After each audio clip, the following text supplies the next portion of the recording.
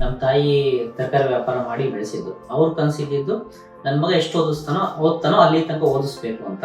ಆ ಇನ್ಸ್ಪಿರೇಷನ್ ಅಂತ ಬಂದ್ರೆ ನನ್ನ ತಾಯಿ ಮೇನ್ ಇನ್ಸ್ಪಿರೇಷನ್. ಅದಲ್ಲದೆ ಇನ್ನೊಂದು ಇನ್ಸ್ಪಿರೇಷನ್ ಅಂದ್ರೆ ಡಾಕ್ಟರ್ ರಾಜ್ಕುಮಾರ್. ಸಣ್ಣ ಏನಾರ ಸ್ವಲ್ಪ ಒಳ್ಳೆತನ ಇದ್ರೆ ಅದು ರಾಜ್ಕುಮಾರ್ ಅವರಿಂದ. ಹಾಗಾಗಿ ಎಲ್ಲಾ ಕ್ರೆಡಿಟ್ ರಾಜ್ಕುಮಾರ್ ಹೋಗುತ್ತೆ. ಆಮೇಲೆ ನನ್ನ ತಾಯಿ ಮತ್ತೆ ನನ್ನ ದೇವರು. ರಾಯರ ಭಕ್ತ ಅಂತೂ ನಿಜ, ನಾನು ಒಬ್ಬನೇ ಅಲ್ಲ, ಕೋಟ್ಯಾಂತರ ಜನಗಳು ರಾಯರ ಭಕ್ತರಿರ್ತಾರೆ. ನನ್ನ ಲೈಫಲ್ಲಿ ರಾಯರು ಮಹತ್ವದ ಒಂದು ಪಾತ್ರವನ್ನೇ ವಹಿಸ್ಯಾರೆ. ನಿಮ್ಗೆ ಗೊತ್ತಿರಂಗೆ ರಾಘವೇಂದ್ರ ಸ್ವಾಮಿ 700 ವರ್ಷ ಬೃಂದಾವನದಲ್ಲಿ ಇರ್ತಾರೆ ಅಂತ ಏನಿದೆಯಲ್ಲ, ಕರೆಕ್ಟ್ 350ನೇ ವರ್ಷಕ್ಕೆ ದುಬೈಯಲ್ಲಿ ಬರೋಕ್ ಶುರುವಾಯ್ತು. ಅಂದ್ರೆ ಗಲ್ಫ್ ಕಂಟ್ರಿಯಲ್ಲಿ ಒಂದು ರಾಯರ ಆರಾಧನೆ ಮಾಡಿದ್ದು ಒಂದು ಏನೋ ಒಂಥರ ನಮ್ಗೆಲ್ಲರಿಗೂ ಖುಷಿ ಅಂತ ತಂದ್ಕೊಡ್ತು. ನಾನೊಂದು ಏನೋ ಒಂದು ಒಳ್ಳೆ ಸ್ಥಾನದಲ್ಲಿ ಇರ್ಬೇಕು, ಏನೋ ಒಂದು ಒಳ್ಳೆ ಕೆಲಸ ಮಾಡ್ಬೇಕು ಅಂತ ಕಲ್ಸ್ಕೊಂಡವ್ರೆ. ನಾನಂತೂ ಅಂತದೇನು ಅನ್ಕೊಂಡಿದ್ದಿಲ್ಲ. ಬಟ್ ಅವರಿಂದ ಇವತ್ತೇನೇ ಇದ್ರು ಅದಾಗ್ತದೆ. ನಮಸ್ಕಾರ ಸ್ನೇಹಿತರೆ, ಆತ್ಮೀಯ ಸ್ನೇಹಿತರೆಲ್ಲರಿಗೂ ಪ್ರೀತಿಯ ಸ್ವಾಗತ. ನಾನು ನಿಮ್ಮ ಸ್ವಾತಿ ಶ್ರೀಹರ್ಷ. ಇದು ವಿಜಯ ಕರ್ನಾಟಕ ವೆಬ್ಸೈಟಿಗಾಗಿ ಮಾಡ್ತಿರುವಂತಹ ಸಂದರ್ಶನ, NRI ಸ್ಪೆಷಲ್ ಸಂದರ್ಶನ ಸಂಚಿಕೆಗಳ ಮುಂದುವರೆದ ಭಾಗ. ಇದು ದುಬೈ ಹೆಮ್ಮೆಯ ಕನ್ನಡ ಸಂಘದ ಸಹಯೋಗದೊಂದಿಗೆ ಮಾಡ್ತಿರುವಂತಹ ಸಂದರ್ಶನ. ಸ್ನೇಹಿತರೆ, ನಾವಿರೋದು ದುಬೈಯಲ್ಲಿ ಇದ್ಕೊಂಡು ಹಿಂದೂ ದೇವರುಗಳ ಬಗ್ಗೆ ನಮಗೆ ಇಲ್ಲಿ ಅಷ್ಟು ಯಾರು ನಮಗೆ ಇನ್ಫಾರ್ಮೇಶನ್ ಕೊಡೋರಿರಲ್ಲ. ಆದ್ರೂ ನಮ್ಮಂತ ಕನ್ನಡದವರಿಗೆ ಅಂತ ತುಂಬಾ ಹಲವು ವರ್ಷಗಳಿಂದ ಇಲ್ಲಿ ರಾಯರ ಆರಾಧನೆ ಮಾಡ್ಕೊಂಡು ಬಂದಿರುವಂತ ಒಬ್ಬ ವ್ಯಕ್ತಿ ಇದ್ದಾರೆ. ಇವ್ರನ್ನ ಇವತ್ತಿನ ನಾವು ಸಂದರ್ಶನ ಸಂಚಿಕೆಗೆ ಆಹ್ವಾನ ಮಾಡಿದ್ದೀವಿ ಮುಖ್ಯ ಅತಿಥಿಯಾಗಿ. ಬನ್ನಿ ಇವ್ರ ಬಗ್ಗೆ ತಿಳ್ಕೊಳ್ಳೋಣ. ಇವರು ಮೂಲತಃ ಭದ್ರಾವತಿಯವರು.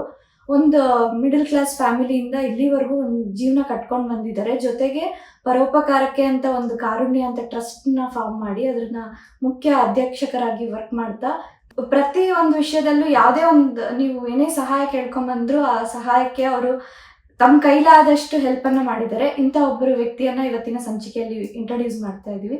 ಬನ್ನಿ ಅವ್ರನ್ನ ನಮ್ಮ ಶೋಗೆ ವೆಲ್ಕಮ್ ಮಾಡೋಣ. Welcome to the show Vijay sir. ನಮಸ್ಕಾರ. ವಿಜಯ್ ಸರ್, ನೀವು ಭದ್ರಾವತಿಯಿಂದ ಒಂದು ಸಣ್ಣ ಹಳ್ಳಿಯಿಂದ ಇಲ್ಲಿವರೆಗೂ ದುಬೈವರೆಗೂ ಬಂದಿದ್ದೀರಾ. ನಿಮ್ಗೆ ಈ ಕೆಲಸ ಇಲ್ಲಿವರೆಗೂ ಬರೋದಕ್ಕೆ ಇನ್ಸ್ಪಿರೇಷನ್ ಆಗಲಿ ಅಥವಾ ಇಲ್ಲಿಗೆ ಬರಬೇಕು ಅಂತ ಹೆಂಗ್ ಅನ್ಕೊಂಡ್ರಿ? ನಿಮ್ ಜರ್ನಿ ಹೇಗಿತ್ತು ಸ್ವಲ್ಪ ಎಕ್ಸ್ಪ್ಲೈನ್ ಮಾಡಿ ಸರ್ ನಮ್ಮ ವೀಕ್ಷಕರಿಗೆ. ನಮಸ್ಕಾರ ಮತ್ತೊಮ್ಮೆ. ಜರ್ನಿ ಅಂತಂದ್ರೆ ನೀವು ಆಲ್ರೆಡಿ ಹೇಳ್ದಂಗೆ ಒಂದು ಮಿಡಲ್ ಕ್ಲಾಸ್ ಫ್ಯಾಮಿಲಿಯಿಂದ ಬಂದಿದ್ದು. ನಮ್ಮ ತಾಯಿ ತರಕಾರಿ ವ್ಯಾಪಾರ ಮಾಡಿ ಬೆಳೆಸಿದ್ದು. ಅವ್ರು ಕನಸಿದ್ದು ನನ್ನ ಮಗ ಎಷ್ಟು ಓದ್ತಾನೋ ಅಲ್ಲಿ ತನಕ ಓದಿಸ್ಬೇಕು ಅಂತ.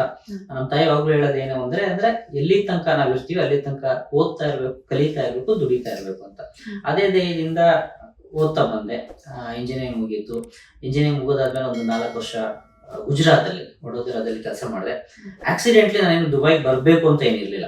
ಯಾರೋ ನನ್ನ ಬಾಸ್ ಆದವರು ಇಲ್ಲಿ ಶಿಫ್ಟ್ ಆಗಿದ್ರು. ಅವರು ನೀನು ಬಂದ್ಬಿಡು ಅಂತ ಆಕ್ಸಿಡೆಂಟ್ಲಿ ಬಂದಿದ್ದಾಯ್ತು. ಬಂದ್ಬಿಟ್ಟು ಆಲ್ಮೋಸ್ಟ್ ಒಂದು 21 ವರ್ಷ ಆಯ್ತು. ಹಾಗೆ ಬಂದ್ಬಿಟ್ಟು ಹಲವಾರು ಕಂಪ್ನಿಗಳಲ್ಲಿ ಕೆಲಸ ಮಾಡ್ತಾ ಬಂದೀನಿ. ಇವಾಗ ಸದ್ಯಕ್ಕೆ ಒಂದು ಮಾರಿಸ್ ಲೈನ್ ಇಂಜಿನಿಯರಿಂಗ್ ಅಲ್ಲಿ ಜನರಲ್ ಮ್ಯಾನೇಜರ್ ಕೆಲಸ ಮಾಡ್ತೀನಿ. ಇಲ್ಲಿ ಪ್ಲಾಂಟ್ ನ ಫುಲ್ ಇನ್ಚಾರ್ಜ್ ಆಗಿ. ಅದು ನನ್ನ ಜರ್ನಿ ಅಂತ ಅನ್ಬೋದು. ಸರಿ ಸರ್, ನಿಮ್ ವೈಯಕ್ತಿಕ ಲೈಫ್ ಬಗ್ಗೆ ಹೇಳಿದ್ರಿ.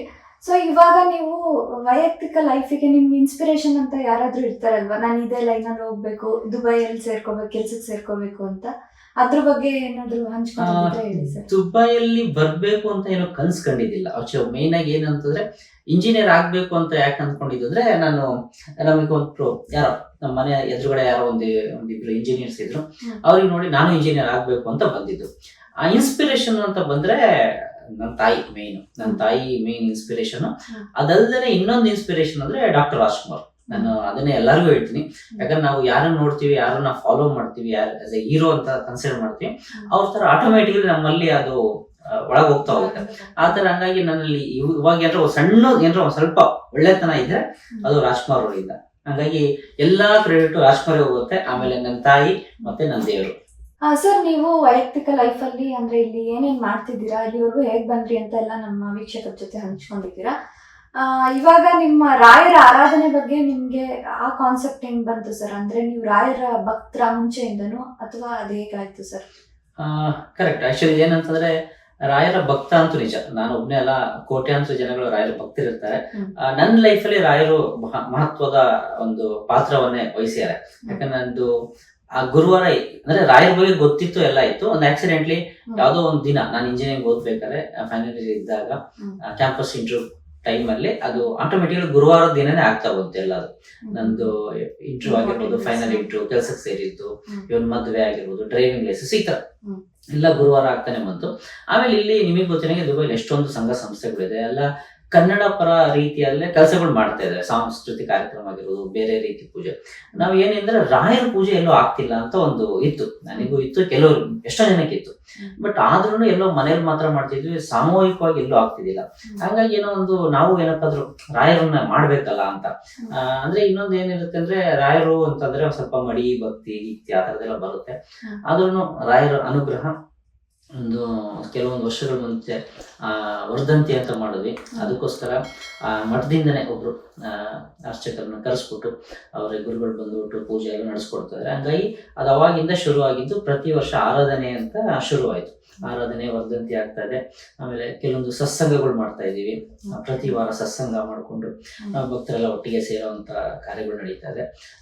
ಏನೋ ಒಂದು ನಿಮ್ಗೆ ಗೊತ್ತಿರಂಗೆ ರಾಘವೇಂದ್ರ ಸ್ವಾಮಿ 700 ವರ್ಷ ಬೃಂದಾವನದಲ್ಲಿ ಇರ್ತಾರೆ ಅಂತ ಏನಿದೆಯಲ್ಲ, ಕರೆಕ್ಟ್ 350ನೇ ವರ್ಷಕ್ಕೆ ದುಬೈಯಲ್ಲಿ ಬರೋಕ್ ಶುರುವಾಯ್ತು.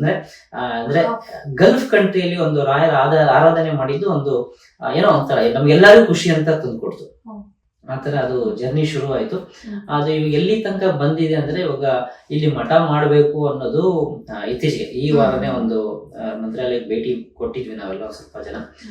ಅಲ್ಲಿ ನಮ್ಮ ಗುರುಗಳು ಶ್ರೀಗಳನ್ನ ಮೀಟ್ ಮಾಡಿ ಮಾತಾಡಿ ಅವರು ಅಪ್ರೂವಲ್ ಕೊಟ್ಟಿದ್ದಾರೆ. ಅಂದ್ರೆ ಇಲ್ಲಿ ದುಬೈಯಲ್ಲಿ ಒಂದು ಶಾಖಾ ಮಠ ತರ ಡೈರೆಕ್ಟ್ ಮಂತ್ರಾಲಯದ ಅಂಡರಲ್ಲಿ ಒಂದು ಶಾಖಾ ಮಠ ಅಂತ ಬರುತ್ತೆ. ಆ ಮಠದಲ್ಲಿ ಏನೇನು ಕಾರ್ಯ ಅಂದ್ರೆ ಮಠದಲ್ಲಿ ಹೆಂಗಿರುತ್ತೋ ಅದೇ ತರ ಇಲ್ಲೂ ಒಂದು ಮಾಡಬೇಕು ಅಂತ ಆ ಪ್ರೋಸೆಸ್ ಶುರು ಆಗಿದೆ. ಅಂದ್ರೆ ಪೇಪರ್ ವರ್ಕ್, ಲೈಸೆನ್ಸಿಂಗ್ ಅಂತ ಕೆಲವೇ ದಿನಗಳು, ಕೆಲವು ತಿಂಗಳು ಅದೆಲ್ಲ ರಾಯರಿಗೆ ಬಿಟ್ಟಿದ್ದು. ಬಟ್ ಆದಷ್ಟು ಬೇಗ ಇಲ್ಲೊಂದು ರಾಯರ ಮಠ ಅಂತೂ ಶುರು ಆಗುತ್ತೆ. ಅದೊಂದು ಖುಷಿಯಾದ ಸಂಗತಿ ಎಲ್ಲ. ಸರ್, ರಾಯರ ಆರಾಧನೆ ಮಾತ್ರ ಅಲ್ಲದೆ ನೀವು ಕಾರುಣ್ಯ ಅಂತ ಒಂದು ಸಂಸ್ಥೆನ, ಚಾರಿಟಬಲ್ ಟ್ರಸ್ಟ್ ನ ಫಾರ್ಮ್ ಮಾಡಿ ಅದರ ಗೌರವ ಅಧ್ಯಕ್ಷರಾಗಿ ವರ್ಕ್ ಮಾಡ್ತಾ ಇದ್ದೀರಾ. ಇದ್ರ ಬಗ್ಗೆ ಲೈಕ್ ಇದೇನ್ ಫಾರ್ಮ್ ಆಯ್ತು, ಇದೇನ್ ಮಾಡ್ತಾ ಇದೆ, ಏನ್ ಕೆಲಸಗಳನ್ನ ಮಾಡ್ತಾ ಇದ್ದೀರಾ, ಇದ್ರ ಥ್ರೂ ನಮ್ಗೆ ವೀಕ್ಷಕರಿಗೆ ಎಕ್ಸ್ಪ್ಲೈನ್ ಮಾಡಿ ಸರ್. ಒಂದು ದುಬೈಗೆ ಬಂದ್ಬಿಟ್ಟು ನಾವೆಲ್ಲ ದುಡಿತೀವಿ ಮಾಡ್ತೀವಿ ಅವೆಲ್ಲ ಓಕೆ. ಅಂದ್ರೆ ನಾವು ಹುಟ್ಟಿ ಬೆಳೆದಂತ ಊರಿಗೆ ಏನಾದ್ರು ಮಾಡ್ಬೇಕು ಅಂತ ಇದ್ದ ಕನ್ಸೋದು. ಹಾಗಾಗಿ ನನ್ನ ಫ್ರೆಂಡ್ಸ್ ರಾಜು ಅಂತ, ಅವನೇ ಮೇಯ್ನ್ ಆಗಿ ಕಾರುಣ್ಯನ ಸ್ಥಾಪನೆ ಮಾಡಿದ್ದು. ಅವನು ಸ್ಥಾಪನೆ ಮಾಡಿಬಿಟ್ಟು ನನಗೂ ಬಂದು ಹೇಳ್ದ, ನೀನು ಗೌರವ ಅಧ್ಯಕ್ಷ ಆಗಿ ನನ್ನ ಜೊತೆ ಇರು ಅಂತ ಅಂದ್ಬಿಟ್ಟು. ಅವಾಗ ಒಂದು ಆಯ್ತು ಅಂತ ಅಂದ್ಬಿಟ್ಟು ಆ ತರ ಜಾಯ್ನ್ ಆಗಿದ್ದು.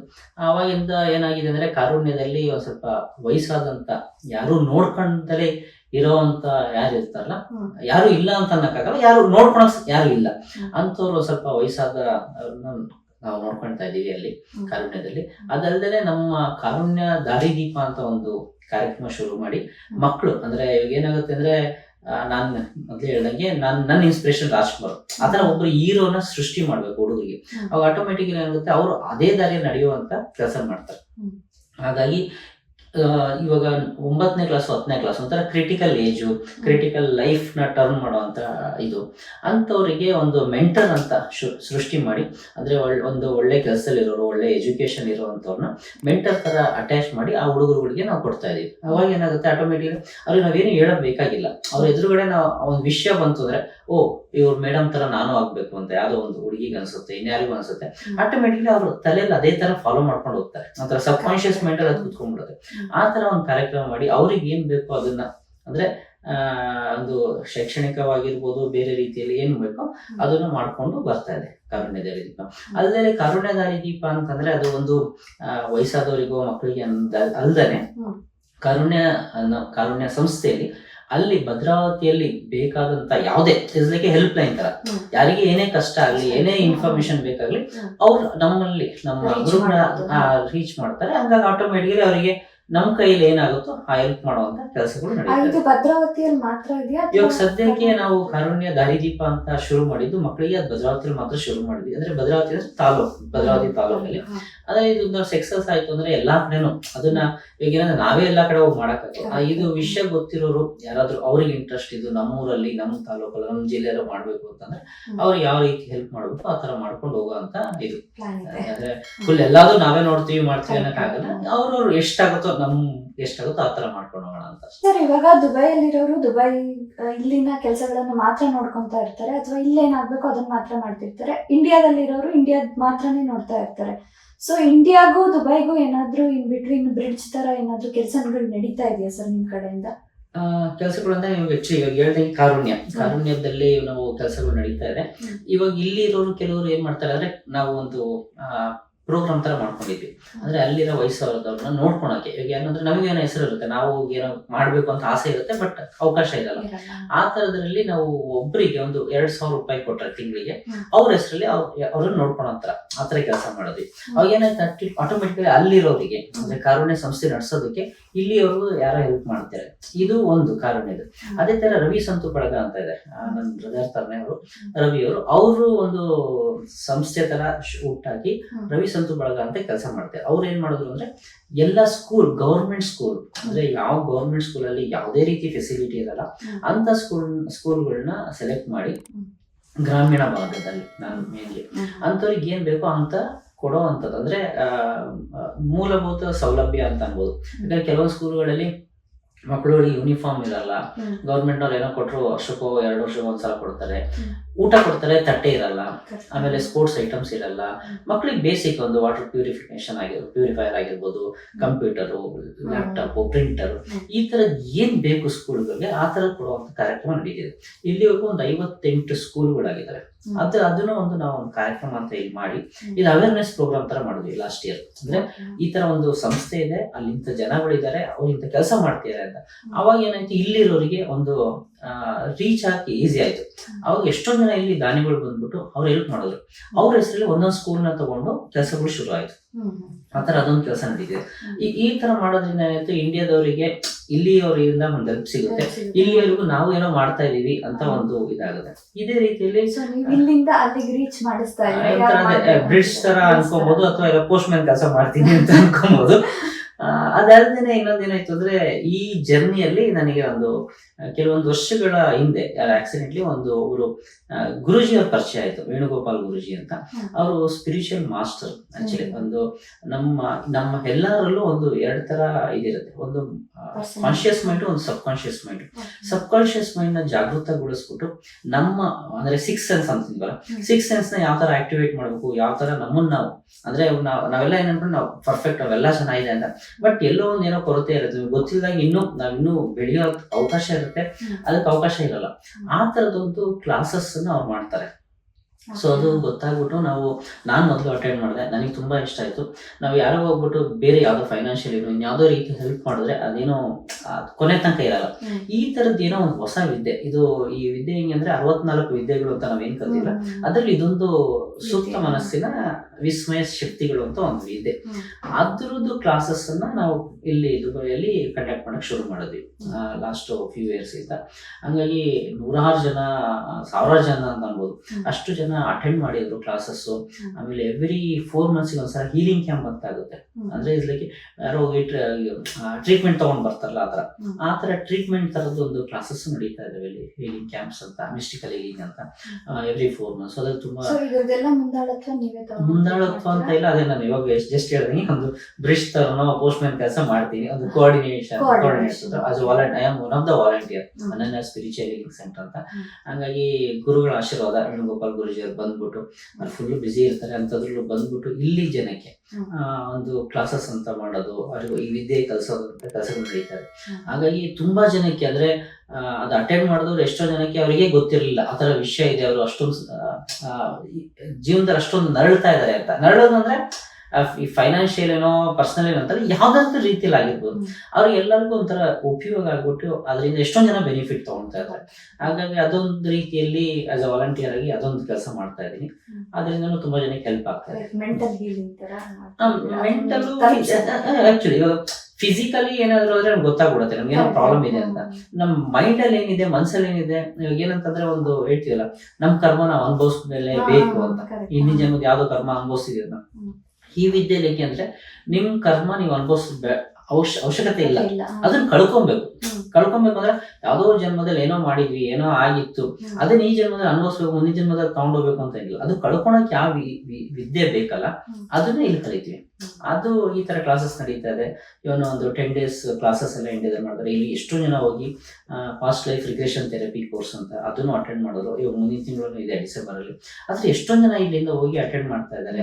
ಅವ್ರ ಗುರುಜಿನ ಆ ತರದ್ದು ಆಸ್ ಎ ವಾಲಂಟಿಯರ್ ಆಗಿ ಅದೊಂದು ಕೆಲಸ ನಡೀತಾ ಇದೆ ನನ್ನ ಕಡೆ ಇಲ್ಲ. ಇಲ್ಲಿವರೆಗೂ ನಿಮ್ಮ ವರ್ಕಿಂಗ್ ಪ್ರೊಫೆಷನಲ್ ಲೈಫು ಮತ್ತೆ ರಾಯರ ಆರಾಧನೆ ಆಗಲಿ ಅಥವಾ ನೀವು ಇಲ್ಲಿವರೆಗೂ ಹೆಂಗ್ ಬಂದ್ರಿ, ಏನೇನ್ ಮಾಡಿದ್ರಿ, ಈ ತರ ಎಲ್ಲ ಎಕ್ಸ್ಪೀರಿಯನ್ಸ್ ಹಂಚ್ಕೊಟ್ರಿ. ಇದಕ್ಕೆ ನಿಮ್ಗೆ ಸಪೋರ್ಟ್ ಲೈಕ್ ಒಬ್ರು ಯಾರಾದ್ರೂ ಬೆನ್ನೆಲುಬಾಗಿ ನಿಂತಿರ್ಬೇಕಲ್ವಾ. ಸೊ ಈ ತರ ಸಪೋರ್ಟ್ ನಿಮ್ ಫ್ಯಾಮಿಲಿ ಕಡೆಯಿಂದ ಹೆಂಗ್ ಸಿಗ್ತಿದೆ, ಫ್ಯಾಮಿಲಿನ ಅಥವಾ ಫ್ರೆಂಡ್ಸ್ ಯಾರ ಕಡೆಯಿಂದ ಸಿಗ್ತಿದೆ, ಅದ್ರ ಬಗ್ಗೆ ಸ್ವಲ್ಪ ಎಕ್ಸ್ಪೀರಿಯನ್ಸ್. ಫ್ಯಾಮಿಲಿ ಫ್ರೆಂಡ್ಸ್ ಅನ್ನೋದಕ್ಕಿಂತ ನಾನು ಯಾವಾಗಲೂ ಥಿಂಕ್ ಮಾಡೋದು ಹೆಂಗೆ ಅಂದ್ರೆ, ನಾವು ಲೈಕ್ ಎಕ್ಸ್ಟೆಂಡೆಡ್ ಫ್ಯಾಮಿಲಿ, ನಾವೆಲ್ಲರೂ ಒಂದೇ. ಮೇನ್ ಆಗಿ ಬಂದ್ಬಿಟ್ಟು ನನ್ನ ತಾಯಿ ಮೇನು ಇನ್ಸ್ಪಿರೇಷನ್ ಆಗಿರ್ಬೋದು, ನನ್ನ ಬೆನ್ನೆಲುಬು. ಇವತ್ತು ನಾನು ಏನೇ ಇದ್ರು ನನ್ನ ಜೀವ ಕೊಟ್ಟು ನನ್ನ ತಾಯಿನೇ. ಹಂಗಾಗಿ ಎಲ್ಲಾ ಕ್ರೆಡಿಟ್ ಅವ್ರಿಗೆ ಹೋಗುತ್ತೆ. ಯಾಕಂದ್ರೆ ನಾನೊಂದು ಏನೋ ಒಂದು ಒಳ್ಳೆ ಸ್ಥಾನದಲ್ಲಿ ಇರ್ಬೇಕು, ಏನೋ ಒಂದು ಒಳ್ಳೆ ಕೆಲಸ ಮಾಡ್ಬೇಕು ಅಂತ ಕಲ್ಸ್ಕೊಂಡವ್ರೆ. ನಾನಂತೂ ಅಂತದೇನು ಅನ್ಕೊಂಡಿದ್ದಿಲ್ಲ, ಬಟ್ ಅವರಿಂದ ಇವತ್ತೇನೇ ಇದ್ರು ಅದಾಗ್ತಿದೆ. ಹಂಗಾಗಿ ನಾನು ಅವಾಗಲೇ ಹೇಳ್ದಂಗೆ ನನ್ನ ತಾಯಿ ನಾನು ಚೆನ್ನಾಗಿ ಓದ್ಬೇಕು ಅಂತ ಇತ್ತು. ಇವನ್ ನಾನು ಒಂದ್ ದಿನ ಸುಮ್ಮನೆ ಇಂಜಿನಿಯರಿಂಗ್ ಆಯ್ತು, ಕೆಲಸ ಸೇರದೆ ಎಲ್ಲ ಚೆನ್ನಾಗಿದ್ದಾಗ ಸುಮ್ಮನೆ ಕುತ್ಕೊಂಡ್ರು ಹೇಳ್ತೀನಿ, ಏನು ಸುಮ್ಮನೆ ಕುತ್ಕೊಂಡು ಏನಾದ್ರು ಮಾಡು ಅಂತ. ಹಾಗಾಗಿ ಇಂಜಿನಿಯರಿಂಗ್ ಆಗಿ ಇಲ್ಲಿ ಬಂದ್ಮೇಲೆ ನಾನು MBA ಮಾಡಿದೆ, PhD ಮಾಡಿದೆ. ಅವ್ರದ್ದೇನೋ ಒಂದು ಕನಸಿತ್ತು ಆಕ್ಚುಲಿ. ಅಂದ್ರೆ ಅವ್ರ ಕನಸು ಹೆಂಗಿತ್ತು ಅಂದ್ರೆ ನಾನು ಇಂಜಿನಿಯರ್ ಡಾಕ್ಟರ್ ಆಗಬೇಕು ಅಂತ ಇತ್ತು. ಬಟ್ ಫೈನಾನ್ಷಿಯಲಿ ಅಷ್ಟೊಂದು ನಾವು ಸ್ಟ್ರಾಂಗ್ ಇಲ್ದಲೇ ಇರೋದ್ರಿಂದ ಇಂಜಿನಿಯರ್ ಆಗಿದ್ದೆ. ಹಂಗಾಗಿ ಅವ್ರಿಗೊಂದು ನಾನು ಡಾಕ್ಟರ್ ವಿಜಯ್ ಅಂತ ಕರ್ಸ್ಕೊಳೋದು ಅಂತ ಹೆಮ್ಮೆ ಇತ್ತು. ಹಂಗಾಗಿ ಅದೊಂದು ಡಾಕ್ಟರ್ ಅಂತ PhD ಒಂದು ಆಯ್ತು. ಅದಲ್ಲದೆ ಸಪೋರ್ಟ್ ಅಂತ ಬಂದಾಗ ಮನೆಯವ್ರೆಲ್ಲರೂ ಸಪೋರ್ಟ್. ನಾನು ನಾರ್ಮಲಿ ಏನಾಗುತ್ತೆ ಅಂದ್ರೆ ನಾವೇನೋ ಮಾಡ್ಬೇಕು ಅಂತ ಹೋದಾಗ ಮನೆಯವ್ರ ಸಪೋರ್ಟ್ ಇಲ್ಲ ಅಂದ್ರೆ ಏನೂ ಆಗಲ್ಲ. ಹಾಗಾಗಿ ನನ್ನ ತಾಯಿ ಆಗಿರ್ಬೋದು, ನನ್ನ ಹೆಂಡತಿ, ನನ್ನ ಮಗ, ನಾವು ನಮ್ದೆ ಇಷ್ಟೇ ನಮ್ಮ ಸಂಸಾರ. ಅವ್ರು ಯಾವ್ದೇ ಆಗ್ಲಿ ತುಂಬಾ ಸಪೋರ್ಟಿವ್ ಆಗಿದ್ದಾರೆ. ಯಾವ್ದಕ್ಕೂ ಬೇಡ ಅಂತ ಅನ್ನೋಲ್ಲ. ನಾನು ಯಾರಿಗೋ ಏನೋ ಕೊಡ್ಬೇಕು ಅಂತಂದ್ರೆ ಆಯ್ತು ಅಂತ ಅಂತಾರೆ. ಆಮೇಲೆ ಇನ್ನು ಒಂದ್ ರೂಪಾಯಿ ಕೊಡ್ತೀನಿ ಅಂದ್ರೆ 2 ರೂಪಾಯಿ ಕೊಡುವ ಅಂತ ಮನಸ್ಥಿತಿ ಇರೋಂಥವ್ರು. ಹಾಗಾಗಿ ಎಲ್ಲರ ಸಪೋರ್ಟು ಇದೆ. ಅಲ್ಲದೆ ಫ್ರೆಂಡ್ಸ್ ಅಂತಂದ್ರೆ ಫ್ರೆಂಡ್ಸ್ ಅನ್ನೋದಕ್ಕಿಂತ ನಂದು ಒಂದು ಎಕ್ಸ್ಟೆಂಡೆಡ್ ಫ್ಯಾಮಿಲಿ ಅಂತ ಅನ್ಬೋದು. ತುಂಬಾ ಜನ ಒಳ್ಳೆಯವರು ಇದ್ದಾರೆ. ಆಕ್ಚುಲಿ ಅದಕ್ಕೆ I am blessed with all good people with me ಅಂತ. ಅದಕ್ಕೋಸ್ಕರ ಎಲ್ಲರೂ ಒಳ್ಳೆ ರೀತಿಯಿಂದ ಸಪೋರ್ಟ್ ಮಾಡ್ತಾರೆ. ಅದೇನೋ ಒಂಥರ ಲವ್, ಅಫೆಕ್ಷನ್ ಏನೋ. ಕೆಲವ್ರ ಜೊತೆ ನಾವು ಎಷ್ಟೋ ತಿಂಗಳುಗಟ್ಲೆ ವರ್ಷಗಟ್ಲೆ ಮಾತಾಡದಲ್ಲೇ ಇರ್ಬೋದು ಕೆಲವರು. ಬಟ್ ಏನಂತಂದ್ರೆ ಯಾವಾಗಾದ್ರೂ ಇಶ್ಯೂ ಬಂತಂದಾಗ ತುಂಬಾನೇ ಹೆಲ್ಪಿಂಗ್ ನೇಚರ್ ಇದೆ. ಅಂದ್ರೆ ಏನಾಯ್ತು ಅಂದ್ರೆ ನನ್ನ ತಾಯಿ ನನ್ ಜೊತೆನೆ, ಅಂದ್ರೆ ಅವ್ರ ಜೊತೆ ನಾನಿದ್ದೆ ಇಲ್ಲಿ ಅಂತ ಅನ್ಬೋದು. ನನ್ ಜೊತೆ ಅವ್ರು ಇದ್ರು ಅನ್ನೋದಕ್ಕಿಂತ ಮೊದ್ಲಿಂದನೂ ದುಬೈಲಿ ಅವರು ನಾನ್ ಬಂದಾಗಿಂದನೂ ನನ್ನ ಜೊತೆನೆ ಇದ್ರು. 1-2 ವರ್ಷದ ಮುಂಚೆ ಅವರು ಫಿಸಿಕಲಿ ನನ್ನಿಂದ ದೂರ ಆದ್ರು ಅಂತ ಅನ್ಕೊಬಹುದು. ಅವಾಗ್ಲೂ ಅಷ್ಟೇ ಇಲ್ಲಿ ಜನಗಳು ಬಂದು ನನಗೆ ಸಪೋರ್ಟ್ ಮಾಡಿದ್ದಾಗಿರ್ಬೋದು ಎಲ್ಲಾ ರೀತಿಯಿಂದ. ಅದು ನೋಡಿದ್ರೆ ನಾನು ಇಂಡಿಯಾದಲ್ಲಿ ಇದ್ದಿದ್ರು ಅಷ್ಟೊಂದು ಜನಗಳು ಪ್ರೀತಿ ಸಂಪಾದಿಸಿದ ಎಲ್ಲ ಗೊತ್ತಿಲ್ಲ. ಬಟ್ ಅಷ್ಟು ಚೆನ್ನಾಗಿ ನನ್ನನ್ನ ಅವರು, ಯಾಕಂದ್ರೆ ನಾನು ಅನ್ಕೊಂಡಿದ್ದೆ ನಮ್ಮ ತಾಯಿ ಇಲ್ಲ ಅಂದ್ರೆ ಬದುಕ್ತೀನೋ ಇಲ್ಲೋ ಅನ್ಕೊಂಡಿದ್ದೆ. ಬಟ್ ತುಂಬಾ ನಿಜ ಅಂದ್ರೆ ಒಂದು ಕ್ಷಣ ನನ್ನ ಬಿಟ್ಟು ಯಾರು ದೂರ ಹೋಗ್ಲಿಲ್ಲ. ಅಷ್ಟು ಚೆನ್ನಾಗಿ ನನ್ನನ್ನು ಮ್ಯಾನೇಜ್ ಮಾಡಿ ನನಗೆ ನೋಡ್ಕೊಂಡ್ರು. ಹಂಗಾಗಿ I am blessed with the good people. ಯಾವುದೇ ಕೆಲಸ ಆಗಿರ್ಬೋದು, ನಾನು ಹೇಳಿದ್ನಲ್ಲ ಏನೋ ಇಷ್ಟೆಲ್ಲ ಏನೋ ಕಾರ್ಯಗಳು ನಡೀತಾ ಇದೆ, ಎಲ್ಲೋ ನಾನು ವಾಲಂಟಿಯರ್ ಆಗೋ ಏನೋ ಕೆಲಸ ಮಾಡಿದ್ದೀನಿ ಬಿಕಾಸ್ ಆಫ್ ಜನಗಳು. ಇವಾಗ ನಾನು ವೇಣುಗೋಪಾಲ್ ಗುರೂಜಿ ಅವ್ರದ್ದು ಕ್ಲಾಸಸ್ ಮಾಡ್ತೀನಿ ಅಂದಾಗ ಅದೇನು ಅಂತ ನನಗೆ ಗೊತ್ತಿರ್ಲಿಲ್ಲ. ನಾನು ಒಂದು 30-40 ಜನಕ್ಕೆ ಬನ್ನಿ ಈ ತರ ಏನೋ ಕ್ಲಾಸ್ ನಡೆಯುತ್ತೆ ಅಂದಾಗ ಅವ್ರು ನಂಬಿಕೆ ಇಟ್ಟು ಬಂದ್ರು. ಇವನ್ ಏನೋ ಹೇಳ್ತಾ ಇದ್ದಾನೆ ಅಂದ್ರೆ ಏನೋ ಇರ್ಬೋದು ಅಂತ ಆ ನಂಬಿಕೆ. ಇವತ್ತು ಅಷ್ಟೇ ಎಷ್ಟೊಂದ್ ಜನಕ್ಕೆ ನಾವ್ ಹೇಳ್ತೀವಿ ಇಂಥ ಕ್ಲಾಸಸ್ ಏನೋ ನಡೆಯುತ್ತೆ ಗುರುಜಿ ಬನ್ನಿ ಅಂದ್ರೆ ಹ್ಞೂ ಅಂತ ಬರ್ತಾರೆ. ಯಾಕಂದ್ರೆ ಅದೊಂಥರ ನಂಬಿಕೆ. ಇವಾಗ ಆರಾಧನೆ ಮಾಡಕ್ ಶುರು ಮಾಡಿದ್ರೆ ಎಲ್ಲ ಬಂದ್ರು. ಇವಾಗ ಒಂದು ಜವಾಬ್ದಾರಿ ಸಪೋರ್ಟ್ ಅದಂತೂ ಇದೆ. ಹಂಗಾಗಿ ಏನ್ ಅದು ನಾವು ಏನು ಗಳಿಸ್ಲಿಲ್ಲ ಅಂತಂದ್ರು ಒಂದ್ ಜನಗಳ ಪ್ರೀತಿ ಗಳಿಸ್ಬೇಕಂತ. ಆಕ್ಚುಲಿ ಇವಾಗ ಎಷ್ಟೋ ದುಡ್ಡಿದ್ರೆ ಏನ್ ಬೇಕಾಗಿದೆ, ನಾವೆಲ್ಲೋ ಯಾವ್ದೋ ಒಂದ್ ಕಡೆ ಹೋದ್ರೆ ಒಂದ್ ಜನ ಒಂದು ಊಟ ಕೊಡೋ ಅಂತರೋ ಇರು ಅಂತಂದು ಅದು ಸಂಪಾದಿಸ್ರೆ ಸಾಕು. ಅದು ನಾನು ಗಳಿಸಿದೀನಿ ಅಂತ ಖುಷಿ ಇದೆ ನನಗೆ. ಸರ್, ನಾವಿವಾಗ ಇಂಡಿಯಾದಿಂದ ಇಲ್ಲಿ ಬಂದಿದೀವಿ. ನೀವು ದುಬೈ ಬಗ್ಗೆ, ಇಂಡಿಯಾ ಬಗ್ಗೆ ಬ್ರಿಡ್ಜ್ ಆಗಿ ಕೆಲಸ ಮಾಡ್ತಿದ್ದೀರಾ ಅಂತ ಎಲ್ಲ ಹೇಳಾಯ್ತು. ಇಲ್ಲಿ ನಡೀತಿರೋ ಕಾರ್ಯಗಳ ಬಗ್ಗೆನೂ ಹೇಳಾಯ್ತು. ಇವಾಗ ನಮ್ಮ ಮಕ್ಳುಗಳು ನೆಕ್ಸ್ಟ್ ಯುವ ಪೀಳಿಗೆಯಿಂದ ಯುವ ಪೀಳಿಗೆಗಳು ನಮ್ ಜೊತೆಗೆ ಬರ್ತಾರೆ. ಇವಾಗ ನಿಮ್ ಸತ್ಸಂಗ ಅಥವಾ ಬೇರೆ ಏನೇ ಪ್ರೋಗ್ರಾಮ್ ಮಾಡಿದ್ರು ಅವ್ರು ನಮ್ ಜೊತೆಗೆ ಬರ್ತಾರೆ. ಆ ಮಕ್ಳುಗಳಿಗೆ ಟೈಮ್ ವೇಸ್ಟ್ ಅಂತ ಅನ್ಸಲ್ಲ. ನಿಮ್ ಪ್ರೋಗ್ರಾಮಿಗೆ ಬಂದ್ರೆ ಏನೋ ಒಂದು ಹೊಸದೇನಾದ್ರೂ ಕಲಿಬಹುದು ಅಂತ ನಿಮ್ಮ ಆಶ್ರಯದಿಂದ ಏನ್ ಮಾಡ್ತಾ ಇದ್ದೀರಾ ಸರ್ ಯುವ ಪೀಳಿಗೆಗೆ? ಯುವ ಪೀಳಿಗೆಗೆ ಅಂತಂದ್ರೆ ಇವಾಗ ಏನಾಗುತ್ತೆ ಅಂದ್ರೆ ಮಕ್ಕಳುಗಳಿಗೆ ಎಷ್ಟೊಂದು ಇನ್ಫಾರ್ಮೇಶನ್ ಕೊಡಕ್ ಆಗ್ತಾ ಇಲ್ಲ. ಒಂದು ನಾವು ಬ್ಯುಸಿ ಇರೋದ್ರಿಂದ ಆಗಿರ್ಬೋದು, ಅಟ್ಲೀಸ್ಟ್ ನಮಗೆ ಇನ್ಫಾರ್ಮೇಶನ್ ಇಲ್ಲದೇ ಇರೋದ್ರಿಂದ ಆಗಿರ್ಬೋದು.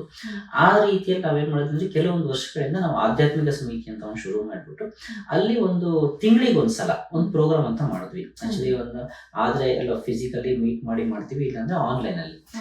ಅದ್ರಲ್ಲಿ ಏನ್ ಮಾಡ್ತೀವಿ ಅಂದ್ರೆ ಆ ತಿಂಗಳಲ್ಲಿ, ಫಾರ್ ಎಕ್ಸಾಂಪಲ್ ಇವಾಗ ಅಕ್ಟೋಬರ್ ಅಂತಂದ್ರೆ ಅಕ್ಟೋಬರ್ಲಿ ಪ್ರತಿ ಫುಲ್ ಮಂತ್ ಅಲ್ಲಿ ಏನೇನು ಹಬ್ಬ ಹರಿದಿನಗಳು ಬರುತ್ತೆ ಅದ್ರ ವಿಶೇಷತೆಗಳನ್ನ ನಾವು ಅಲ್ಲಿ ಇನ್ಫಾರ್ಮೇಶನ್ ಕೊಡ್ತೀವಿ. ಅಲ್ಲಿ ಎಷ್ಟೊಂದ್ ಜನ ಇಲ್ಲಿಯವರು ಇಂಡಿಯಾದವರು ಎಷ್ಟೋ ಜನ ಅಟೆಂಡ್ ಮಾಡ್ತಾರೆ. ಅಲ್ಲಿ ಮಕ್ಕಳುಗಳಿಗೆ ನಾವು ಏನ್ ಮಾಡ್ತೀವಿ ಅಂದ್ರೆ ಅವರು ಕೂತ್ಕೊಂಡು ಕೇಳೋ ತರ ಮಾಡ್ತೀವಿ. ಕೆಲವೊಂದು ಟೈಮ್ ಮಕ್ಕಳುಗಳೇ ಇನ್ಫಾರ್ಮೇಶನ್ ಕಲೆಕ್ಟ್ ಮಾಡ್ಕೊಂಡ್ಬಂದು ಹೇಳಕ್ ಮಾಡ್ತೀವಿ. ಫಾರ್ ಎಕ್ಸಾಂಪಲ್ ಇವಾಗ ನಿಮ್ಮ ಮಕ್ಕಳು ಯಾರೋ ಒಬ್ರು ಅವ್ರಿಗೆ ಹೇಳ್ತೀವಿ ನೀವೇ ಆಂಕರಿಂಗ್ ಮಾಡು ಅಂತ. ಅವಾಗ ಆಟೋಮೆಟಿಕ್ಲಿ ಅವಾಗ ಅವನ ದೀಪಾವಳಿ ಬಗ್ಗೆನೋ, ಗಣಪತಿ ಹಬ್ಬದ ಬಗ್ಗೆನೋ, ಗೌರಿ ಹಬ್ಬದ ಬಗ್ಗೆನೋ ಅವ್ರು ಫುಲ್ ಇನ್ಫಾರ್ಮೇಶನ್ ಕಲೆಕ್ಟ್ ಮಾಡ್ಕೊಂಡ್ ಬಂದಿರ್ತಾರೆ. ಅವರು ಕಲಿತಾರೆ, ಅವರು ಹೇಳ್ತಾರೆ. ಅವಾಗ ಏನಾಗುತ್ತೆ, ಆಟೋಮೆಟಿಕಲಿ ನಾವು ಜಸ್ಟ್ ಹಬ್ಬದ ಬಗ್ಗೆ, ಹಬ್ಬದ ಯಾವ ತರ ಆಚರಿಸ್ಬೇಕು, ಅದ್ರ ವಿಶೇಷತೆ ಏನು, ಆತರ ಹೇಳುವಂತ ಪ್ರಯತ್ನ ನಡೀತದೆ. ಹಾಗಾಗಿ ಇವಾಗ ಕೆಲವೊಂದು ಟೈಮ್ ದೊಡ್ಡವ್ರಿಗೂ ಆಂಕರಿಂಗ್ ಮಾಡ್ಬೇಕು ಅಂದ್ರೆ ಅವ್ರು ಪೂರ್ತಿ ಇನ್ಫಾರ್ಮೇಶನ್ ಕಲ್ತ್ಕೊಂಡ್ ಬಂದ್ಬಿಟ್ಟು ಹೇಳ್ತಾರೆ. ಯಾಕಂದ್ರೆ ಎಲ್ಲರಿಗೂ ಎಲ್ಲ ಗೊತ್ತಿರಲ್ಲ. ನಂದು ಒಂದ್ ಸ್ವಲ್ಪ ಚೆನ್ನಾಗಿ ನಾನು ಕಲ್ತೀನಿ, ನಾನು ಹೇಳ್ತೀನಿ ಅಂತ. ಹಂಗಾಗಿ ಆ ಪ್ರೋಗ್ರಾಮ್ ಒಂದು ತಿಂಗಳಿಗೆ ಒಂದ್ಸಲ ನಡೆಯುತ್ತೆ. ಆನ್ಲೈನ್ ಅಲ್ಲಿ ಮ್ಯಾಕ್ಸಿಮಮ್ ಟೈಮ್ ಆನ್ಲೈನ್ ಅಲ್ಲಿ ಮಾಡ್ತೀವಿ. ಯಾಕಂದ್ರೆ ಫಿಸಿಕಲಿ ಹೋಗಿ ಅಟೆಂಡ್ ಮಾಡಕ್ಕಾಗಲ್ಲ, ಅದನ್ನ ಆನ್ಲೈನ್ ಅಲ್ಲಿ. ಆ ಕಾರ್ಯಕ್ರಮದಲ್ಲಿ ಮಧ್ಯ ಈ ತರ ಇನ್ಫಾರ್ಮೇಶನ್ ಕೊಡೋದು, ಅವಾಗ ಭಜನೆಗಳು, ಹಾಡುಗಳು ಹೇಳ್ತಾರೆ ಮಕ್ಕಳು.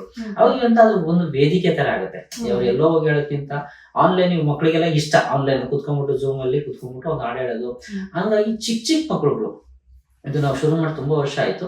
ಅಲ್ಲಿ ಚಿಕ್ಕ ಮಕ್ಕಳು ಅಂದ್ರೆ ಒಂದು 3-4 ವರ್ಷ ಜಸ್ಟ್ ಮಾತಾಡಕ್ ಬರೋ ಅಂತ ಹುಡುಗರುಗಳು ಹಾಡಕ್ ಶುರು ಮಾಡುತ್ತವೆ.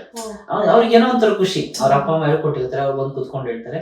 ಅವಾಗ ಆಟೋಮೆಟಿಕ್ ಅವ್ರು ಕುತ್ಕೊಳ್ಳೋದು ಪ್ರಾಕ್ಟೀಸ್ ಆಗುತ್ತೆ, ಏನೋ ಇನ್ಫಾರ್ಮೇಶನ್ ಗೊತ್ತಾಗುತ್ತೆ. ಆದ್ರೆ ಮಕ್ಕಳುಗಳು ತುಂಬಾ ಬೇಗ ಕ್ಯಾಚ್ ಮಾಡ್ಕೊಂಡ್ಬಿಡ್ತಾರೆ.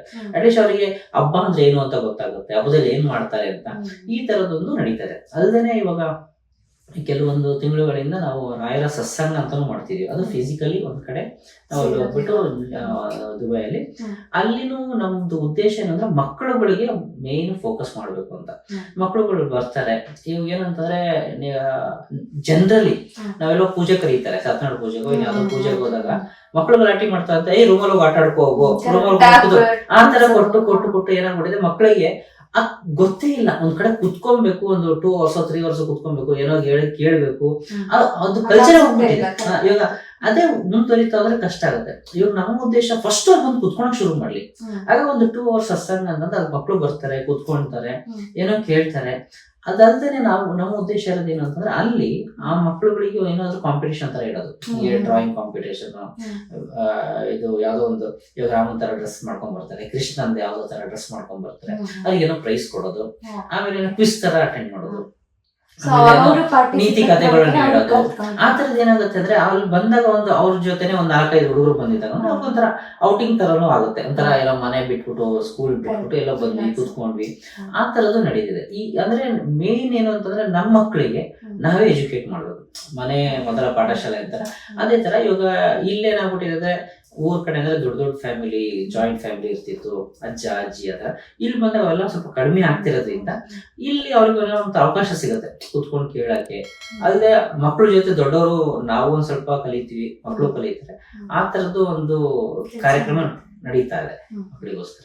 ಇಷ್ಟೊಂದೆಲ್ಲ ಒಂದು ಕಾರ್ಯಕ್ರಮ ಮಾಡ್ಬೇಕಂದ್ರೆ ಇಷ್ಟು ಕೆಲ್ಸಗಳಿರುತ್ತೆ. ಇಲ್ಲಿ ಹೋಗೋದು, ಅಲ್ಲಿಗೆ ಬರೋದು, ಈ ತರ ಟೈಮ್ ಮ್ಯಾನೇಜ್ ಮಾಡೋದು ತುಂಬಾ ಕಷ್ಟ ಅಂತ ಇವಾಗ ನಾವು ಕೇಳ್ಪಡೋದು. ಎಲ್ಲೋದ್ರೂ ಟ್ರಾಫಿಕ್, ನಮ್ಗೆ ಹಂಗಾಗಲ್ಲ ಹಿಂಗಾಗಲ್ಲ, ಟೈಮ್ ಇಲ್ಲ ಅಂತ ಮೈನ್ ಹೇಳ್ತಾರೆ. ನೀವು ಇಷ್ಟೊಂದೆಲ್ಲ ಮಾಡ್ಕೊಂಡು ಟೈಮ್ ಮ್ಯಾನೇಜ್ ಹೇಗ್ ಮಾಡ್ತಿದ್ದೀರಾ ಸರ್? ಅದ್ರ ಬಗ್ಗೆ ಸ್ವಲ್ಪ ಹೇಳಿ. ಟೈಮ್ ಮ್ಯಾನೇಜ್ಮೆಂಟ್ ಅಂದ್ರೆ ನಾನು ಏನ್ ಹೇಳಕ್ ಇಷ್ಟಪಡ್ತೀನಿ ಅಂದ್ರೆ it's like a law of attraction ಅಂತ. ಲೈಕ್ ನೀವೇನ್ ಅನ್ಕೊಂತೀರ ಅದೇ ಆಗೋದು. ನಾವು ಪಾಸಿಟಿವ್ ಯೋಚನೆ ಮಾಡಿ ಎಲ್ಲ ಆಗುತ್ತೆ ನನ್ನ ಕೈಲಿ ಅಂದ್ರೆ ಅದಾಗುತ್ತೆ. ನಾವು ಮೇನ್ ಆಗಿ ನಮ್ದು ನಾನ್ ಬಿಸಿ ಅಂದ್ರೆ ನೀವು ಬಿಸಿ ಇರ್ತೀರಾ. That is sub conscious mind. ನೀವೇನ್ ಇಷ್ಟಪಡ್ತೀರೋ ಅದೇ ಆಗೋದು. ನಾನು ಅವಾಗ್ಲೂ ಹೇಳಿದೆ, ಒಂದು ಕ್ಲಾಸಸ್ ನಾವು ಕಲ್ತಿರೋದು ಅದ್ರ ಪ್ರಕಾರ ಏನು ಅಂತಂದ್ರೆ ನೀವು ಬೆಳಗ್ಗೆ ಎದ್ದಾಗ ನೀವೇನ್ ಯೋಚನೆ ಮಾಡ್ತೀರಾ, ನಿಮ್ ಡೇ ಹೆಂಗ್ ಇರ್ಬೇಕು ಅಂತ ಪ್ಲಾನ್ ಮಾಡಿ ಅದೇ ಆಗೋದು. That is the first thing. ಇನ್ನೊಂದೇನು ಅಂದ್ರೆ ಮ್ಯಾಕ್ಸಿಮಮ್ ಟೈಮ್ ನಾವೇನಕ್ಕೆ ಟೈಮ್ ವೇಸ್ಟ್ ಮಾಡ್ತೀವಿ ಅಂತಂದ್ರೆ ಯೋಚನೆ ಮಾಡ್ತಾ ಕುತ್ಕೊಂತೀವಿ. ಹಂಗ್ ಮಾಡ್ಬೇಕು, ಹಿಂಗ್ ಮಾಡ್ಬೇಕು, ಅದು ಮಾಡ್ಬೇಕು, ಅದು ಆಮೇಲೆ ಮಾಡೋಣ, ಇದು ತಪ್ಪು. ನಿಮಗೆ ಏನಿದೆಯೋ ಅದು ಮಾಡಿ. ಕೆಲವೊಂದು ಟೈಮ್ ಯೋಚನೆ ಮಾಡ್ಬೇಕು, ಅಕ್ಸೆಪ್ಟೆಡ್. ಕೆಲವೊಂದು ಟೈಮ್ ಏನು ಅಂತಂದ್ರೆ ಅಕ್ಸೆಪ್ಟ್ ದ ರಿಯಾಲಿಟಿ. ನಿಮಗೆ ಏನೋ ಒಂದು ಅವಕಾಶ ಸಿಕ್ಕಿದೆ, ಏನೋ ಕೆಲಸ ಮಾಡ್ಬೇಕು ಅಂದಾಗ ಆ ಟೈಮಲ್ಲಿ ಮಾಡ್ಬೇಕು. ಇವಾಗ ಆಫೀಸಲ್ಲಿ ಆಗಿರ್ಬೋದು, ನಿಮ್ಮ ಬಾಸ್ ಏನೋ ಮಾಡಕ್ಕೆ ಅಂತ ಹೇಳಿದಾಗ ನಾಳೆ ಮಾಡಿದ್ರೆ ಆಯ್ತು ಬಿಡು, ಒಂದ್ ವಾರ ಟೈಮ್ ಕೊಟ್ಟಿದೆ ಹಂಗಲ್ಲ. ಇವಾಗಿನ ಕೆಲಸ ಇವಾಗ್ಲೇ ಮಾಡ್ತಾ ಹೋದ್ರೆ ಆಟೋಮೆಟಿಕ್ ಎಷ್ಟೊಂದು ಕೆಲಸಗಳಾಗುತ್ತೆ.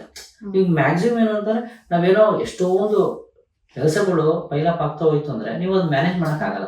ಅವಾಗ ಆ ಕೆಲಸ ಅವಾಗ್ಲೇ ಮಾಡ್ತಾ ಹೋದ್ರೆ ನಿಮ್ಗೆ ಯಾವುದೇ ರೀತಿಯಿಂದ ಸ್ಟ್ರೆಸ್ ಆಗಲ್ಲ, ಏನೂ ಇಲ್ಲ. ಅದೇ ಇನ್ನೊಂದೇನಂದ್ರೆ ನಾವ್ ಯಾರಿಗೂ ಪ್ರೂವ್ ಮಾಡೋ ಅವಶ್ಯಕತೆ ಇಲ್ಲ. ಮ್ಯಾಕ್ಸಿಮಮ್ ಜನ ತಪ್ಪು ಮಾಡೋದೇನು ಅಂದ್ರೆ ನಾನು ಯಾರಿಗೋ ಸ್ಯಾಟಿಸ್ಫೈ ಮಾಡಬೇಕು, ಯಾರಿಗೋ ಖುಷಿ ಪಡಿಸ್ಬೇಕು ಅಂತ ಮಾಡೋದಕ್ಕೋಸ್ಕರನೇ ತುಂಬಾ ಕಾನ್ಶಿಯಸ್ ಆಗಿ ಇನ್ನೇನೋ ತಪ್ಪುಗಳ ಮೇಲೆ ತಪ್ಪು ಮಾಡ್ಕೊಂಡು ಒಂದ್ ನಿಮಿಷ ಮಾಡೋ ಕೆಲಸನ 1 ಗಂಟೆ ಮಾಡ್ತೀವಿ. ಅದು ಬೇಡ. ನೀವು ನಿಮ್ಗೆ ಬೇಕಾಗಿರೋದು ನಾನು ಚೆನ್ನಾಗಿ ಮಾಡ್ತೀನಿ, ಆನೆಸ್ಟ್ ಆಗಿ ನಾನ್ ಮಾಡ್ತೀನಿ, ನನಗೆ ಖುಷಿ ಆಗಿದೆ, ಆ ದೇವ್ರಿಗೆ ಮೆಚ್ಚಿಸ್ಬೇಕು ಅಷ್ಟೇ. ಅದು ಬಿಟ್ಬಿಟ್ಟು ಯಾರಿಗೂ ಜನಕ್ಕೆ ಮೆಚ್ಚಿಸೋಂತ ಕೆಲಸ ಮಾಡೋ ಅವಶ್ಯಕತೆ. ಓಕೆ, ನಾವು ಒಳ್ಳೆ ಕೆಲಸ ಮಾಡೋರು ಜನ ಮೆಚ್ಚಿಸ್ತಾರೆ, ಅದು ಒಳ್ಳೇದಾಗಿ ಆಗುತ್ತೆ. ಹಂಗಾಗಿ ನಾನು ಅದನ್ನ ನಾರ್ಮಲ್ ಹೇಳಕ್ ಬರ್ತೀನಿ. ಮೊದಲನೇದಾಗ ನಿಮ್ ತಲೆ ಅಂತ ತೆಗೆದ್ಬಿಡಿ, ನಾನು ಬಿಸಿ ಅಂತ. ನಾವು ಹುಟ್ಟಿರೋದೇ ಕೆಲಸ ಮಾಡಕ್ಕೆ. ಇವಾಗ ಇಲ್ಲಾಂದ್ರೆ ನಾವು ಯಾವ್ದು ಪ್ರಾಣಿಗೆ ಕೊಡ್ತಿದ್ದ, ನಾಯಿನೋ ಬೆಕ್ಕೋ ಪ್ರಾಣಿಗಳು ಬೈತೀನಿ ಅಂತಲ್ಲ, ಆ ತರ ಏನಾಗ್ತಿದ್ದೆ. ಅವ್ ಕೆಲವು ಕೆಲಸನೇ ಆರಾಮ್ ಕುತ್ಕೊಂಡು ಮನೆ ಕಾಯಿ ಇನ್ನೇನೋ ಕುತ್ಕೊಂಡು ಸುಮ್ಮನೆ ಇರ್ತಿದ್ವಿ ಬೀದಿ ಸುತ್ಕೊಂಡು. ನಾವು ಮನುಷ್ಯ ಕೊಟ್ಟಿದೀವಿ ಅಂದ್ರೆ ನಾನು ಇಷ್ಟೇ ಗಂಟೆ ನಿದ್ದೆ ಮಾಡ್ಬೇಕು ಅಷ್ಟೇ, ಆ ತರದ್ ಏನೂ ಇಲ್ಲ. ನೀವು ಯಾವ್ದೇ ತುಂಬಾ ಜನಕ್ಕೆ ನೋಡಿದ್ರೆ ಎಷ್ಟು ಬೇಕೋ ಅಷ್ಟು ನಿದ್ದೆ ಬಂದ್ರೆ ನಿದ್ದೆ ಮಾಡಿ. ಇಲ್ಲ 10 ಗಂಟೆ ಆಯ್ತು ನಾನು ನಿದ್ದೆ ಮಾಡ್ಬೇಕು, 11 ಗಂಟೆ ಆಯ್ತು ನಿದ್ದೆ ಮಾಡ್ಬೇಕು, 3 ಗಂಟೆ ಹಂಗಿಲ್ಲ. ಹೊಟ್ಟೆ ಹಸ್ದಾಗ ಊಟ ಮಾಡೋಣ, ನಿದ್ದೆ ಬಂದ್ರೆ ನಿದ್ದೆ ಮಾಡೋಣ. ಆದಷ್ಟು ಟೈಮ್ ಹುಟ್ಟಿದೀವಿ ಅದನ್ನ ಕೆಲಸ ಮಾಡೋಣ. ಆ ತರ ಮಾಡ್ತಾ ಹೋದ್ರೆ ಎಷ್ಟೊಂದು ಕೆಲಸ ಮಾಡ್ಬೋದು. ಜೀವನ ಇರೋದೇ ಕೆಲಸ ಮಾಡಕ್ಕೋಸ್ಕರ, ಜೀವನ ಇರೋದೇ ಏನಾದ್ರು ಸಾಧಿಸಕ್ಕೋಸ್ಕರ ಮಾಡ್ತಾ ಹೋಗ್ಬೋದು. ಬರ್ಡನ್ ಅಂತ ಅನ್ಕೊಳಕ್ಕೆ ಹೋಗ್ರು ಅದೇ ಮ್ಯಾನಿಫೆಸ್ಟ್ ಆಗ್ತಾ ಹೋಗುತ್ತೆ. ನೀವೇನ್ ಅನ್ಕೊಂತೀರ ಅದೇ ಆಗುತ್ತೆ. ಹಾಗಾಗಿ ನೀವೇನ್ ಒಳ್ಳೇದೇ ಪಾಸಿಟಿವ್ ಯೋಚನೆ ಮಾಡ್ತಾ ಹೋಗೋಣ, ಪಾಸಿಟಿವ್ ಆಗುತ್ತೆ ಅಂದ್ರೆ ಆಗುತ್ತೆ ಎಲ್ಲ ಕೆಲಸ. ಇಷ್ಟೊಂದೆಲ್ಲ ಮಾತಾಡಿದ್ವಿ ನಾವು. ಇಂಡಿಯನ್ ಕಲ್ಚರ್ ಬಗ್ಗೆ ಮಾತಾಡಿದ್ವಿ, ಇಲ್ಲಿ ನಡೀತಾ ಇರೋ ಕಾರ್ಯಗಳು ಅಥವಾ ಇಂಡಿಯಾದಲ್ಲಿ ನಡೀತಾ ಇರೋ ಕಾರ್ಯಗಳು, ಇದೆಲ್ಲ ಇಷ್ಟ್ರ ಬಗ್ಗೆ ಸವಿಸ್ತಾರವಾಗಿ ಮಾತಾಡಿದೀವಿ. ಇನ್ನು ಲೈಕ್ ಇಂಡಿಯನ್ಸ್ ಇಲ್ಲಿ ಬಂದು ನಿಮ್ಮ ಕಾರ್ಯಕ್ರಮಗಳನ್ನ ಅಟೆಂಡ್ ಮಾಡ್ತಾ ಇದ್ದಾರೆ, ಮುಂದಕ್ಕೆ ಬರ್ತಾರೆ, ಇನ್ನು ತುಂಬಾ ಜನ ಬರೋರಿದ್ದಾರೆ. ಈ ಕಾರ್ಯಕ್ರಮ ನೋಡಿನೂ ಇನ್ನು ಬರೋರು ತುಂಬಾ ಜನ ಆಗ್ಬೋದು. ಸೊ ಅಂತವರಿಗೆಲ್ಲ ನಿಮ್ಮ ಅಭಿಪ್ರಾಯ, ಇನ್ನೇನಾದ್ರೂ ಎಕ್ಸ್ಪೀರಿಯನ್ಸ್ ಶೇರ್ ಮಾಡೋದಿದ್ರೆ ಹೇಳಿ ಸರ್. ಆಲ್ಮೋಸ್ಟ್ ನಾವೆಲ್ಲ ಕವರ್ ಮಾಡ್ದಂಗೆನೆ ಆಕ್ಚುಲಿ ಏನಂತಂದ್ರೆ ಮೇನ್ ಆಗಿ ನಾವು ಒಂದು ಕುಟುಂಬ ವ್ಯವಸ್ಥೆ ಅಂತ ಅದನ್ನ ಪಾಲಿಸ್ಕೊಂಡ್ ಬರ್ಬೇಕು. ಆಕ್ಚುಲಿ ಏನಾಗ್ಬಿಟ್ಟಿದೆ ಅಂದ್ರೆ ತಂದೆ ತಾಯಿಗಳು ಬಿಸಿ ಇರ್ತಾರೆ, ಮಕ್ಳುಗಳು ತುಂಬಾ ಬರ್ಡಂತಾರೆ ಏನೋ ಕೆಲಸ ಅಂದ್ರೆ ಅವ್ರು ಕಲೀಲಿ ಅಂತ. ಹಾಗಾಗಿ ಸಂಬಂಧ ಅನ್ನೋದು ಕಡಿಮೆ ಆಗ್ತಾ ಹೋಗ್ತಿದೆ. ಈಗ ಹೆಂಗಾಗ್ಬಿಟ್ಟಿದೆ ಅಂದ್ರೆ ತಂದೆ ತಾಯಿಗಳು ಮಕ್ಕಳನ್ನ ಚೆನ್ನಾಗಿ ಓದ್ಲಿ, ಚೆನ್ನಾಗಿ ಮುಂದ್ ಬರ್ಲಿ ಅಂತ ಎಲ್ಲೋ ಬೋರ್ಡಿಂಗ್ ಸೇರ್ಸೋದು, ಇನ್ನೆಲ್ಲೋ ಹಾಸ್ಟೆಲ್ ಬಿಡ್ತಾರೆ, ಇಲ್ಲ ಬೇರೆ ದೇಶಕ್ಕೆ ಕಳಿಸ್ತಾರೆ. ಅವಾಗ ಏನಾಗುತ್ತೆ, ನೀವೇ ನಿಮ್ ಮಕ್ಕಳನ್ನ ದೂರ ಇಡ್ತೀರಾ. ಆಮೇಲೆ ನೀವು ವಯಸ್ಸಾದ್ಮೇಲೆ ನೀವು ನಮ್ ಜೊತೆ ಮಕ್ಳಿಲ್ಲ ಅಂತ ಒದ್ದಾಡ್ತೀರಾ. ಅವಾಗ ಮಕ್ಳುಗಳು ಏನ್ ಮಾಡ್ತಾರೆ, ನೀವು ನನಗೆ ತಪ್ಪಲ್ಲ ಆಕ್ಚುಲಿ. ಕೆಲವೊಂದು ಎಷ್ಟೋ ಜನ ಬೈತಾರೆ, ಅಯ್ಯೋ ತಂದೆ ತಾಯಿ ಕರ್ಕೊಂಡು ಹೋಗ್ಬಿಟ್ಟು ಎಲ್ಲ ವೃದ್ಧಾಶ್ರಮದಲ್ಲಿ ಬಿಟ್ರು, ಅಲ್ಲಿ ಬಿಟ್ರು. ನೀವು ಮಕ್ಳಿಗೆ ಅದೇ ಮಾಡಿರ್ತೀರ ಅಲ್ವಾ? ಏನ ನಮ್ಮ ಮಾತು ಕೇಳಲ್ಲ. ಕೆಲವು ಮ್ಯಾಕ್ಸಿಮಮ್ ಜನ ಹೇಳೋದೇನಂದ್ರೆ ಮಕ್ಳು ಮಾತೇ ಕೇಳಲ್ಲ ನಮ್ ಜೊತೆ ಇದ್ರೆ, ಅದಕ್ಕೆ ಹಾಸ್ಟೆಲ್ ಬಿಟ್ಬಿಡಿ. ಅದೇ ಅವರು ಮುಂದೆ ಆಕ್ಚುಲಿ ನೀವು ವಯಸ್ಸಾದ್ಮೇಲೆ ನೀವು ಮಕ್ಳು ತರ ಆಗ್ತೀರಾ, ನಮ್ಮ ಅಪ್ಪ ಅಮ್ಮನ ಮಾತು ಕೇಳೋದು ತಗೊಂಡೋಗಿ ಅವರೆಲ್ಲ ಬಿಟ್ಟು ಬರ್ತಾರೆ. ಅದಕ್ಕೋಸ್ಕರ ಎಷ್ಟೇ ಕಷ್ಟ ಆಗ್ಲಿ ಇರಲಿ, ಒಂದು ಕುಟುಂಬ ವ್ಯವಸ್ಥೆ ಅಂತ ಇರ್ಲಿ. ಎಷ್ಟೊಂದ್ ಜನ ಪ್ರಪಂಚದಲ್ಲಿ ಕುಟುಂಬ ಅನ್ನೋದೇ ಇರಲ್ಲ, ತಂದೆ ತಾಯಿ ಇರಲ್ಲ, ಮಕ್ಳುಗಳು ಇರಲ್ಲ ಅಂತ ಒದ್ದಾಡ್ತಿರ್ತಾರೆ. ನಿಮಗೇನೋ ಅವಕಾಶ ದೇವ್ರು ನಿಮ್ಗೆ ಕೊಟ್ಟಿದ್ದಾರೆ, ನಿಮ್ಗೊಂದು ಸಂಬಂಧ ಅಂತ ಇದೆ ಅಂದಾಗ ಆ ಸಂಬಂಧದ ಜೊತೆ ಇರೋದಕ್ಕೆ ಪ್ರಯತ್ನ ಪಡಿ ಅಂತ ನಾನು ಕೇಳ್ಕೊಳ್ತೀನಿ. ಅವಾಗ ಏನಾಗುತ್ತೆ, ನೀವು ಎಷ್ಟೇ ಕಷ್ಟ ಆಗಲಿ ಮಕ್ಳು ಜೊತೆ ಇಟ್ಕೊಳ್ಳಿ, ಸಾಕಿ ಬೆಳೆಸಿ. ಆಮೇಲೆ ನೀವು ನಿಮ್ ಪೇರೆಂಟ್ಸ್ ಹೆಂಗ್ ನೋಡ್ಕೊಂತೀರಾ ಅದ್ ನಿಮ್ ಮಕ್ಳಿಗೆ ಹೇಳೋ ಅವಶ್ಯಕತೆ ಇಲ್ಲ. ಆಟೋಮೆಟಿಕ್ ನೋಡ್ಬಿಟ್ಟು ಅವರು ನಿಮ್ಮನ್ನ ನೋಡ್ಕೊಂತಾರೆ. ಅಂದ್ರೆ ಆ ಜನರೇಷನ್ ಎಲ್ಲರಿಗೂ ನಿಜ, ಎಲ್ಲರಿಗೂ ಅಪ್ಲಿಕೇಬಲ್ ಆಗುತ್ತೆ. ಯಾಕಂದ್ರೆ ಅದಕ್ಕೋಸ್ಕರ ನಾವೇನೇ ಮಾಡ್ಬೋದು. ಇವಾಗ ಏನಂದ್ರೆ ನಾವ್ ಎಷ್ಟೇ ಸಂಪಾದಿಸ್ಲಿ, ಎಷ್ಟೇ ಇಲ್ಲಿ ಏನೋ ದೊಡ್ಡ ಪೊಸಿಷನ್ ಇರ್ಲಿ, ಎಂಡ್ ಆಫ್ ದ ಟೈಮ್ ಎಲ್ಲ ಬಿಟ್ಬಿಟ್ಟು ಒಂದ್ ದಿನ ರಿಟೈರ್ಡ್ ಆಗೋ ಇನ್ನೇನೋ ಆಗಿ ಹೋಗ್ತೀವಿ. ನಾನು ಸಾಯೋದ್ರ ಬಗ್ಗೆ ಮಾತಾಡ್ತಾನೆ. ರಿಟೈರ್ಡ್ ಆಗಿ ಹೋದಾಗ ನಮ್ಗೆ ಏನು ಪೊಸಿಷನ್ ಅಂತಾನೆ ಇರಲ್ಲ. ಇವಾಗ ಒಂದು ನಮ್ ಕೆಳಗಡೆ 100 ಜನ ಕೆಲಸ ಮಾಡ್ತಾರೆ, 100 ಜನ ಮಾತು ಕೇಳ್ತಾರೆ ಅಂತ ನಮ್ಗೇನೋ ಜಂಬ ಇರ್ಬೋದು, ಏನಿರ್ಬೋದು. ರಿಟೈರ್ಡ್ ಆಗಿ ಮನೆ ಹೋದ್ಮೇಲೆ ಹೆಂಡ್ತಿನೂ ನಮ್ ಮಾತು ಕೇಳಲ್ಲ, ಯಾರು ಕೇಳಲ್ಲ. ಅಂತ ಸ್ಥಿತಿ ಬೇಡ. ಆಕ್ಚುಲಿ ಒಂದು ಒಳ್ಳೆತನದಿಂದ ಇದ್ರೆ ನಮ್ಮ ಮನೆ ಮೊದಲನೇದಾಗ ಅದೇ ನಮ್ಮ ಕುಟುಂಬ ನಾವು ಚೆನ್ನಾಗಿ ಇಟ್ಕೊಂಡು ಒಗ್ಗಟ್ಟಾಗಿತ್ತು ಅಂದ್ರೆ ಆಟೋಮೆಟಿಕ್ ಎಲ್ಲಾರು ಜೊತೆಲೇ ಬರ್ತಾರೆ, ಎಲ್ಲರೂ ಜೊತೆಲೇ ಇರ್ತಾರೆ. ಅದನ್ನ ನಾನು ಎಲ್ಲಾರು ಕೈಗೂದ್ ಕೇಳ್ಕೊಂತೀನಿ.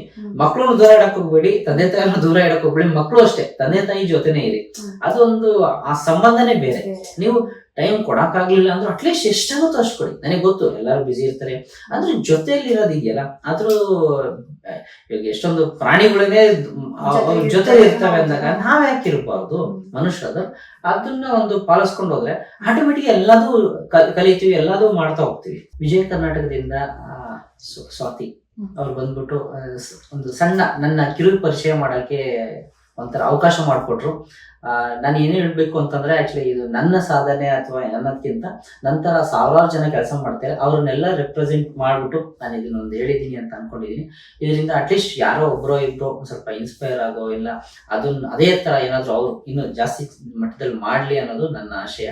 ಮತ್ತೊಮ್ಮೆ ಸ್ವಾತಿ ನಿಮಗೆ ಮತ್ತೆ ವಿಜಯ ಕರ್ನಾಟಕಕ್ಕೆ ಧನ್ಯವಾದಗಳು. ನೋಡಿದ್ರಲ್ಲ ವೀಕ್ಷಕರೇ, ನಾವು ಇಂಡಿಯಾದಿಂದ ದುಬೈಯಲ್ಲಿ ಬಂದು ಬೇರೆ ದೇಶದಲ್ಲೇ ಇದ್ದೀವಿ ಅಂತ ಅನ್ಕೊಂಡ್ರು ಇಲ್ಲಿ ಕೂಡ ನಮ್ಮ ಒಂದು ತನನ ಬಿಡದೆ ಇಲ್ಲಿನೂ ನಮ್ಮ ದೇವರ ಆರಾಧನೆಗಳು ನಡೀತಾ ಇದೆ. ಇಲ್ಲಿ ಕೂಡ ನಮ್ಮ ಸಾಂಸ್ಕೃತಿಕ, ನಮ್ಮ ಕಲ್ಚರಲ್ ಏನು ಆಕ್ಟಿವಿಟೀಸ್ ಇದೆಯೋ ಅದನ್ನು ಎಲ್ಲರೂ ಎತ್ತಿ ಹಿಡಿಯುವಂತಹ ಕೆಲಸಗಳನ್ನ ಮಾಡ್ತಾ ಇದ್ದಾರೆ.